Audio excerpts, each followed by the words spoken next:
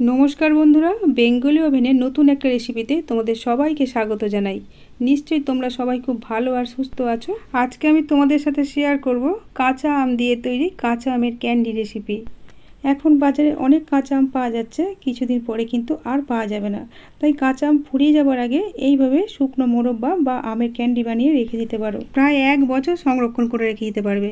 আর যখন আম থাকবে না তখন এর থেকেই আমের স্বাদ পেয়ে যাবে। সবথেকে সহজ আম সংরক্ষণ পদ্ধতি। তৈরি করতেও একদম ঝামেলা নেই, সময়ও যেমন কম লাগে আর উপকরণও মাত্র 2টো লাগে, আম আর তার সাথে চিনি। বন্ধুরা দেখো, এ থেকে আমি শরবতও বানিয়েছিলাম। ক্যান্ডিগুলো সিদ্ধ করার সময় যে জলটা বেরিয়েছিল সেই সিদ্ধ করা জল দিয়ে আমি শরবত বানিয়ে নিয়েছি। এই শরবতটা তোমরা ফ্রিজে 15 দিনেরও বেশি রেখে খেতে পারবে। শরবতটাও কিন্তু খুব টেস্টি হয়, কোনো গেস্টকে খাওয়ালে সে বুঝতেই পারবে না যেটা ঘরে বানানো শরবত। রেসিপি ভালো লাগলে একটা লাইক করো, তোমাদের একটা লাইক অনেক বেশি মোটিভেট করে আর একটা নতুন ভিডিও বানানোর জন্য। আর চ্যানেলে নতুন বন্ধু হয়ে থাকলে চ্যানেলটা সাবস্ক্রাইব করে আমার পাশেই থেকো। তাহলে চলো বন্ধুরা রেসিপিটা শুরু করি। এর জন্য আমি 1 কেজি কাঁচা আম নিয়েছি। আমগুলোকে ধুয়ে পরিষ্কার করে খোসা ছাড়িয়ে এইভাবে লম্বা লম্বা পিস করে কেটে রেখেছি। আমি আটির পাশ থেকে এই অংশগুলো এইভাবে কেটে নিয়েছি দেখো। আর এই আটিগুলো ফেলবো না, এর মধ্যে যে শাঁস আছে এইগুলোকে গ্রেটারে গ্রেট করে নিয়ে বা সিদ্ধ করে জলের মধ্যে এটাকে টকের ডাল বা চাটনি, অম্বল অনেক কিছু করে নেওয়া যায়। এখন ওভেনের মধ্যে আমি একটা প্যান বসিয়ে দিয়েছি, এতে বেশ কিছুটা জল দিয়ে দিলাম আর দিয়ে দিলাম স্বাদ মতো লবণ। এখন এই জলের মধ্যে দিয়ে দিচ্ছি 2টো এলাচ। এলাচগুলোর মুখটা আমি ছিঁড়ে দিয়েছি। একটু এলাচ দিলে মোরব্বাগুলোর মধ্যে একটা সুন্দর ফ্লেভার আসে, তোমরা ইচ্ছা করলে এগুলোকে স্কিপও করতে পারো। এবার জলটা যখন গরম হয়ে গেছে তখন কেটে রাখা আমগুলো এই গরম জলের মধ্যে দিয়ে দিলাম। সব আমগুলোকে জলের মধ্যে দেওয়া হয়ে গেলে এইভাবে স্প্যাচুলা দিয়ে প্রত্যেকটা আমকে জলের মধ্যে ডুবিয়ে ঢাকা দিয়ে দিলাম। আর ফ্লেমটাকে এখন মাঝারি করে দিয়েছি। জলটা ফুটতে শুরু করার 1 মিনিট পরে ঢাকাটা খুলে এইভাবে উল্টে দিতে হবে। বন্ধুরা ঠিক 1 মিনিট পরেই কিন্তু আমগুলোকে উল্টে দেবে, নাহলে কিন্তু নরম হয়ে যাবে। এই ক্যান্ডিগুলো খুব তাড়াতাড়ি বানানো হয়ে যায়। এগুলোকে উল্টে দিয়ে আবার চাপা দিয়ে দিলাম আরও 1 মিনিটের জন্য। ঠিক 1 মিনিট পর চাপা খুলে আমগুলো চেক করে দেখে নিতে হবে সিদ্ধ হয়েছে কিনা। দেখো বন্ধুরা, আমগুলো কত ট্রান্সপারেন্ট হয়ে গেছে। আর কাঁটা চামচ দিয়ে চেক করে দেখলাম যে এটা খুব ভালোভাবে সিদ্ধ হয়ে গেছে। এবার প্যানটাকে নামিয়ে নিলাম। এই গরম জলের মধ্যে আমি আমগুলোকে আরও হাফ মিনিট মতো চাপাতে রেখে দেবো, মানে 30 সেকেন্ড। 30 সেকেন্ড পর চাপা খুলে আমরা আমগুলোকে জল থেকে ছেঁকে নেব। তার জন্য একটা বড় ডেচকির উপর একটা ছিদ্রযুক্ত থালা নিয়ে নিয়েছি আর এইভাবে জলটা ছেঁকে নিলাম। এই জলটা দিয়েই কিন্তু আমরা শরবত বানাবো। জলটাকে সাইডে রেখে দিলাম। এবার আমগুলো কিন্তু এখনও ভালো গরম আছে। এই আমগুলোকে আমি 2টো পাত্রে ভাগ করে নিলাম। 2টো পাত্রে আমি হাফ হাফ করে আমগুলোকে নিয়ে নিয়েছি। এখন আমি একটা পাত্রের আমি চিনি মিশিয়ে দিচ্ছি। এটা গোটা চিনি। আর এখানে আমি 300 গ্রাম মতো চিনি নিয়েছি, এর মধ্যে 250 মতো চিনি আমি ব্যবহার করব। 1 কেজি আমের জন্য 500 গ্রাম চিনি লাগে।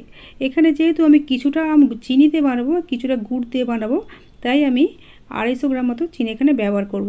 চিনিটাকে এইভাবে অল্প অল্প করে দিয়ে হালকা হাতে মিশিয়ে নিতে হবে। দেখো আমি 50 গ্রাম মতো চিনি রেখে দিলাম, যেহেতু 300 গ্রাম চিনি নিয়েছিলাম তাই কিছুটা চিনি বেঁচে গেছে। এখন অন্য পাত্রের আমগুলোর মধ্যে আমি গুড় মেশাবো। এর জন্য 250 গ্রাম গুড় নিয়েছি। গুড়টাকে গরম আমগুলোর মধ্যে দিয়ে দিলাম। এগুলো হালকা করে মিশিয়ে নিচ্ছি। এইভাবে মিশিয়ে নিলেই কিছুক্ষণ পরে কিন্তু গলে যাবে, যেহেতু আমগুলো এখনও গরম আছে। এখন 2টো পাত্রকেই চাপা দিয়ে রেখে দিলাম। এই গরমের মধ্যে কিন্তু গুড় আর চিনি দুটোই কিছুক্ষণ পরেই গলে যাবে। আর আম সিদ্ধ করা যে জলটা রেখেছিলাম সেটা একটা পাত্রের মধ্যে ঢেলে নিচ্ছি। এটাকেও সারা রাত ফ্রিজে রেখে দিতে হবে। বন্ধুরা দেখো, তোমাদের আমি 15 মিনিট পরে দেখাচ্ছি গুড়গুলো কত সুন্দর গলে গেছে। এখন স্প্যাচুলা দিয়ে হালকা হাতে এইভাবে প্রত্যেকটা আমকে গুড়ের মধ্যে ডুবিয়ে দিতে হবে। ডুবিয়ে দিয়ে আবার চাপা দিয়ে দিলাম। চিনির পাত্রটাকেও একইভাবে এইভাবে আমগুলোকে রসের মধ্যে ডুবিয়ে দিয়ে চাপা দিয়ে দিলাম। এতক্ষণে আমগুলো ঠান্ডাও হয়ে গেছে। এইবার 2টো পাত্রকে আমি ফ্রিজের মধ্যে রেখে দেবো। সারা রাত ফ্রিজের মধ্যে রেখে দিয়েছিলাম, এটা তোমাদের পরের দিন সকালে দেখাচ্ছি। যেসব বন্ধুদের কাছে ফ্রিজ নেই তারা বাইরে এইভাবে রেখে দেবে চাপা দিয়ে, তবে ফ্রিজে রাখলে ক্যান্ডিগুলো খুব ভালো তৈরি হয়।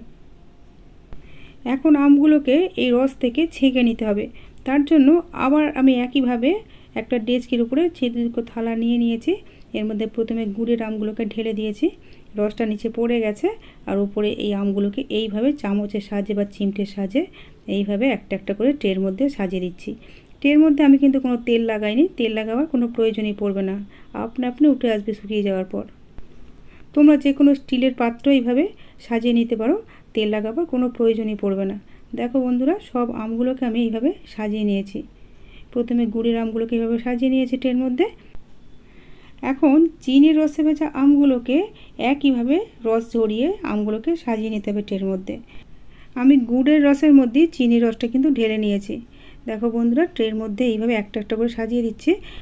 এখানে আমি গুড় এবং চিনি দুরকম দিয়েই বানিয়েছি। তোমরা ইচ্ছা করলে শুধু চিনি দিয়েও বানাতে পারো, আবার শুধু গুড় দিয়েও বানাতে পারো, আবার আমার মতো এইভাবে দুরকমভাবেই বানাতে পারো।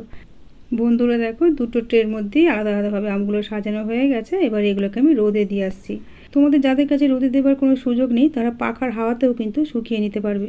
শুধু পাখার হাওয়াতে একটু সময়টা বেশি লাগবে, 3 থেকে 4 দিন শুকোতে সময় লাগবে। আর এর সেলফ লাইফটাও কিন্তু কম হবে, অর্থাৎ বেশি দিন কিন্তু রাখতে পারবে না, 3 থেকে 4 মাসের মধ্যে খেয়ে নিতে হবে। গুড়ের আর চিনির মিশ্রণ একসাথে রাখা ছিল, সেটা একটা পাত্রে ঢেলে নিয়েছি। আর আম সিদ্ধ করা যে জুসটা ফ্রিজের মধ্যে রেখে দিয়েছিলাম, সেই আমের জুসটাকেও এর মধ্যে ঢেলে দিলাম। এর মধ্যে দিয়ে দিলাম একটা গোটা পাতিলেবুর জুস। লেবুটা বেশ বড় সাইজের এবং রসটাও বেশি ছিল, তাই একটাতে হয়ে গেছে। তোমাদের ছোট লেবু হলে কিন্তু দুটো দিতে হবে। এর মধ্যে দিয়ে দিলাম বিট লবণ স্বাদ মতো, আর দিয়ে দিলাম কিছুটা ভাজা জিরে গুঁড়ো। এবার সব কিছু একসাথে খুব ভালো করে মিশিয়ে নিচ্ছি।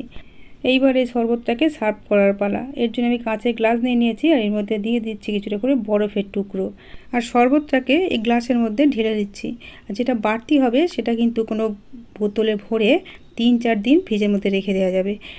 আবার এই শরবতটাকে যদি ওভেনে 3 থেকে 4 মিনিট ফুটিয়ে নাও, তাহলে সেটা খেতে অনেক বেশি টেস্টি হবে, কারণ এটা অনেক ঘন হয়ে যাবে। আর ফোটাবার সময় যদি একটু অরেঞ্জ ফুড কালার দিয়ে দাও, দেখতেও কিন্তু অনেক সুন্দর হবে। আর ফুটিয়ে রাখলে ফ্রিজের মধ্যে প্রায় 15 দিন মতো সংরক্ষণ করেও রেখে দিতে পারবে। দেখো বন্ধুরা, আমার শরবতটা একটু বেশি হয়ে গিয়েছিলো, তাই এই ছোটো বোতলটা আমি ভরে রেখেছি। এটা যেহেতু ফোটানো নয়, তাই এটা কিন্তু 3-4 দিন ফ্রিজে রেখে খাওয়া যাবে। বন্ধুরা দেখো, আমি আমগুলো রোদ থেকে নিয়ে চলে এসেছি। এখানে আমি 1.5 দিন মতো রোদ খাইয়েছিলাম। প্রথম দিনটা সারা দিন রোদে ছিল, আর দ্বিতীয় দিনে দুপুর পর্যন্ত রোদে ছিল। এখন যেভাবে চড়া রোদ পড়ছে, একদিন রোদ খাওয়ালেই কিন্তু অনেকটাই শুকিয়ে যায়। তবু আমি পরের দিনে আরও কিছুটা রোদ খাইয়ে নিয়েছিলাম, যাতে সেলফ লাইফটা অনেকটা বেড়ে যায়। দেখো আমগুলো কত সহজে উঠে আসছে। আমি কিন্তু এক ফোঁটাও তেল লাগাইনি ট্রের মধ্যে। আর বন্ধুরা দেখো, আমগুলো কত ট্রান্সপারেন্ট হয়ে গেছে, একদম এপার থেকে ওপার দেখা যাচ্ছে। আর উপরটা শুকনো, ভিতরটা দেখো রসে ভরা। যেমন লোভনীয় হয় তেমন খেতেও কিন্তু খুব ভালো হয়। যেসব বন্ধুরা আমার চ্যানেলটা সাবস্ক্রাইব করে রেখেছো তাদেরকে অসংখ্য ধন্যবাদ ও আন্তরিক ভালোবাসা। আর যেসব বন্ধুরা আমার চ্যানেলে আজকে নতুন এসেছো তাদের কাছে আমার অনুরোধ, চ্যানেলটা সাবস্ক্রাইব করে তোমরা আমার পাশে থেকো, আর পাশের বেল আইকনটাও প্রেস করে রেখো, যাতে এইরকমই নতুন নতুন রেসিপি ভিডিওর আপডেট সবার আগে পেয়ে যাও। আমি কিছুটা চিনিকে গুঁড়ো করে নিয়েছিলাম, সেই চিনি গুঁড়ো আমগুলোর মধ্যে দিয়ে এইভাবে মাখিয়ে নিলাম। এর ফলে একটা আমার একটার গায়ে লেগে যাবে না। বন্ধুরা, আজ তাহলে এই পর্যন্তই। তোমাদের সাথে আবার আমার দেখা হবে পরের ভিডিওতে। তোমরা ভালো থেকো, সুস্থ থেকো, সাবধানে থেকো।